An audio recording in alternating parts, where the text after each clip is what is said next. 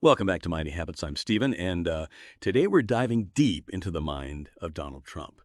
Yeah, so not just rehashing headlines, but exploring some fascinating psychological insights. The kind that might just change how you see him. So, are you ready to dive in? Okay, so we've got some interesting sources for this deep dive, and they all kind of point to one central theme: the huge impact of Trump's family, and especially his father, Fred Trump. So we're going to explore how that relationship, for better or worse, might have shaped, well, everything, really. Trump's personality, his ambitions, even his decisions. I mean, we've all heard stories about tough dads, right? Like pushing their kids to succeed. Like my own dad once told me I threw a baseball like a drunken octopus. Ha ha. So tough love, right? But with Donald and Fred Trump, it seems like things were, well, a bit more complex. Just imagine growing up in a household where success is everything. You're constantly being measured against your siblings and your father's approval. It feels like a prize you're always chasing, but you never quite catch it. What kind of impact would that have on your sense of self? On your worldview, right? Would you be driven to achieve no matter what? Seeking validation from the outside world, just to fill that void left by a lack of internal confidence. It makes you think, doesn't it? As we kind of delve deeper into this, one expert even suggests that Donald Trump, he's essentially been playing a role his whole life, a role dictated by his father. Think about that for a second. What if you never really had the chance to discover who you truly are, to forge your own path? Because you were always trying to live up to someone else's expectations. It's like being stuck in a Shakespearean drama. But the script was written by your dad, and the stage is, well, the whole world. Now, this isn't to excuse any of Trump's actions or his behaviors or anything like that, but it does offer a lens, a way to understand the forces that might have shaped him. It's about empathy, not agreement. Remember, we're not here to judge. We're here to learn. Okay, so we're starting to see a pattern here, right? This constant need for approval, the drive to succeed no matter what, this larger-than-life persona, all potentially stemming from this complicated relationship with his father. It's like trying to build a skyscraper, but on a foundation of shifting sand. You're always fighting to stay upright, always seeking that solid ground. And this is where things get really interesting.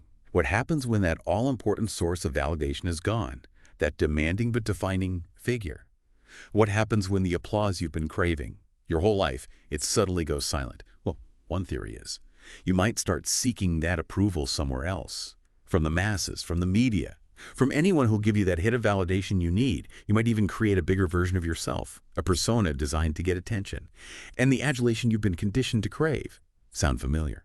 Now, I'm not saying Donald Trump's whole psyche can be explained by his relationship with his father, but it's definitely a piece of the puzzle, and it makes you wonder, what if, deep down, beneath all the bravado, there's a deep insecurity, a yearning for love and acceptance that's never been fully met?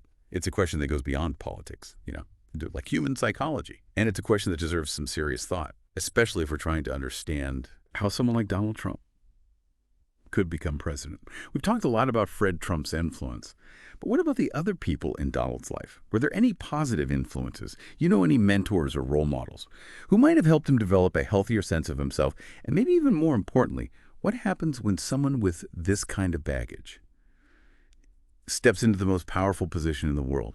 Does the pressure just make their traits worse? Does the responsibility force them to face their demons? These are the kinds of questions we'll keep exploring as we continue our deep dive. Buckle up.